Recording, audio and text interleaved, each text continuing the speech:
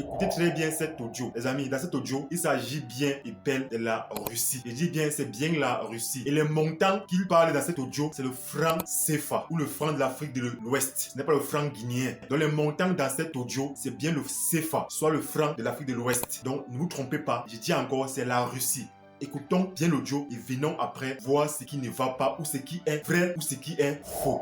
Alors, c'est par rapport à l'offre d'études en Russie. Comme je vous disais tantôt, l'opportunité d'études en Russie est mise sur pied avec notre société Visa Plus suite à un partenariat que nous avons signé avec certaines universités russes. Partenariat qui nous permet de faire en sorte que les étudiants puissent aller étudier en Russie en faisant cours en russe. Alors, contrairement à l'Allemagne et l'Italie où il faut faire des cours au Cameroun, passer des examens avant de commencer les démarches administratives, notre partenariat vous permet de partir d'abord en Russie avant d'apprendre la langue là-bas. Autre avantage de notre société, quand vous passez par notre société, votre première année en Russie est gratuite. En fait, gratuite, elle est prise en charge par le gouvernement à 100% votre première année. Et à partir de votre deuxième année jusqu'à toutes les autres années à venir, vous dépenserez, le gouvernement russe prendra en charge 60% de votre scolarité et vous supporterez 40% uniquement. Nous vous trouvons un job étudiant qui sera rémunéré entre 600 000 et 1 million de francs par mois. Facilité de voyage. Il y a une caution bancaire de 5 millions de francs. Mais cette caution est prise en charge par nous. Alors, la caution bancaire, c'est en réalité une caution sur le logement. Et cette caution bancaire est prise en charge par nous, pas par vous. C'est nous qui gérons la caution bancaire. Autre avantage, vous avez un logement gratuit. Votre logement, il est gratuit pendant toutes vos années d'études en Russie. C'est-à-dire de la première année jusqu'à la dernière année, votre logement sera gratuit. Ok?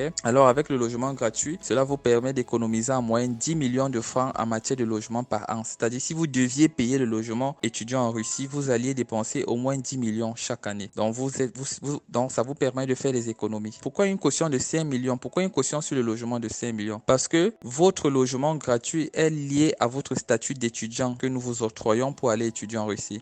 Alors, le gouvernement russe nous dit, si cet étudiant perd son statut d'étudiant, ou alors si un jour il décide de faire autre chose qu'étudier, de ne plus étudier, qu'est-ce qui se passe? Est-ce qu'il sera capable de continuer à payer son logement? C'est pourquoi il demande une caution et c'est nous qui gérons la caution, c'est pas vous. Alors pour aller donc étudier en Russie, vous aurez juste besoin de payer votre billet d'avion, 850 000 francs aller-retour, parce que le gouvernement russe demande que pour chaque billet d'avion que nous prenons pour les étudiants qui viennent en Russie, le billet d'avion doit être aller-retour. Au cas où, arrivé à l'aéroport à Moscou, si on découvre que vous avez des stupéfiants dans vos valises ou des armes blanches, on devra vous rapatrier. Et si on vous rapatrie, c'est avec votre billet retour qu'on vous fait rentrer. La durée de la procédure, elle est de 3 mois maximum. En 3 mois, vous êtes parti. Donc, il y a votre billet d'avion 850 000 que vous avez juste à payer. Les frais administratifs 600 000 que vous devrez également payer. Vous savez, les frais administratifs, c'est tout. Lorsque vous arrivez dans un nouveau pays, il y a toujours les diligences administratives auxquelles vous devrez satisfaire, comme la carte d'étudiant, le titre de séjour.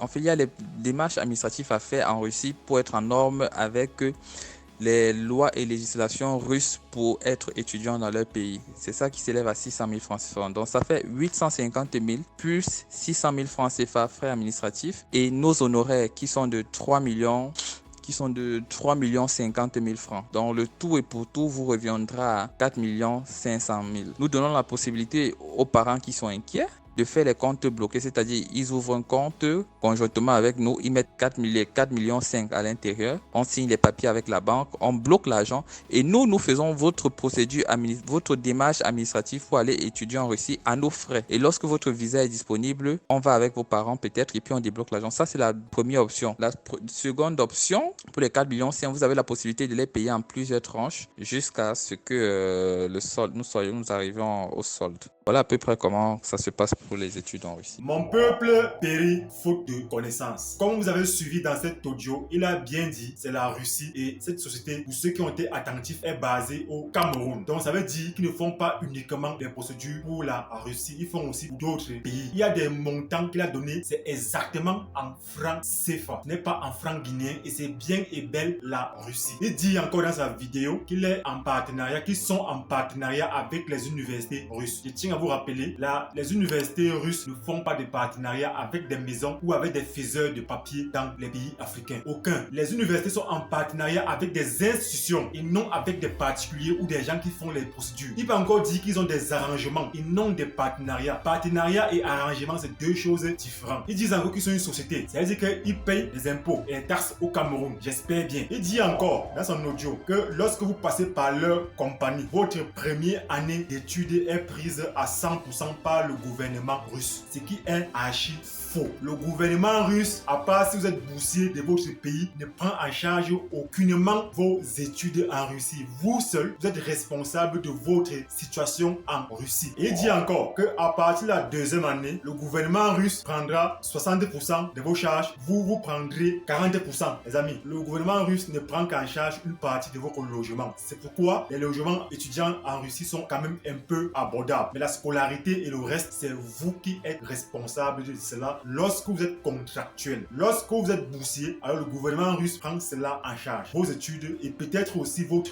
résidence universitaire. Le reste, c'est vous qui êtes responsable. Il dit dans son audio qu'ils vont vous trouver un job rémunéré entre 600 000 francs CFA et 1 million de francs CFA. Les amis, 600 000 francs CFA, c'est presque 85 000 roubles. Et 1 million de francs CFA, c'est beaucoup d'argent. Il dit qu'ils vont vous trouver des jobs. Donc, après être arrivé en Russie, pendant que vous êtes censé faire votre année de langue pour aussi travailler, la loi russe interdit aux étudiants en cours de langue de travailler. Ils sont passés. Acceptons que vous entrez en première année universitaire. Comment est-ce que vous allez pouvoir gagner 85 000 roubles par mois et partir encore à l'école? J'ai fait une vidéo précédente où un étudiant en bachelor qui part vraiment à l'école gagnait au moins 45 000 roubles. Mais lui, il vient, il dit qu'un étudiant peut gagner 85 000 roubles. C'est possible, mais si tu n'es plus étudiant, tu n'es plus étudiant dans ce cas-là. Car tu vas prendre le temps où pouvoir aller travailler 85 000 roubles par mois et partir encore à l'école. Donc, un étudiant ne peut pas facilement gagner 85 000 roubles en Russie. Je parle bien de la Russie. Il parle encore jusqu'à 1 million de francs CFA. Même quand tu n'es plus étudiant, gagner ce montant de 85 000 roubles, ce n'est pas évident. Donc, lui vient dire qu'étant étudiant, il te trouve un job où tu vas gagner 85 000 roubles par mois. Les amis, c'est faux. Pas impossible, possible, mais dans certaines conditions. Mais ce n'est pas évident de gagner 85 000 roubles en Russie étant étudiant, soit en licence, soit en master. Il y a des gens qui gagnent ce montant, mais leur école est mise en jeu. Ça, c'est un point qu'il faut vraiment souligner. Il dit dans son audio, il y a une caution bancaire de 5 millions de francs CFA qui est prise en charge par eux. Mais pourquoi est-ce que vous devez prendre mes 5 millions de francs CFA et gérer mes 5 millions de francs CFA pour moi? Et pourtant, vous avez dit c'est une caution bancaire. Mais ce n'est plus une caution bancaire. Vous êtes là en train de gérer mon argent pour moi. Et les 5 millions de francs CFA, ça sert réellement à quoi? Parce qu'en Russie, il n'y a pas jusqu'à présent, en 2024, une caution bancaire ou les preuves financières. Ça n'existe pas encore en Russie. Pourquoi les 5 millions de francs CFA? Cette caution bancaire est sur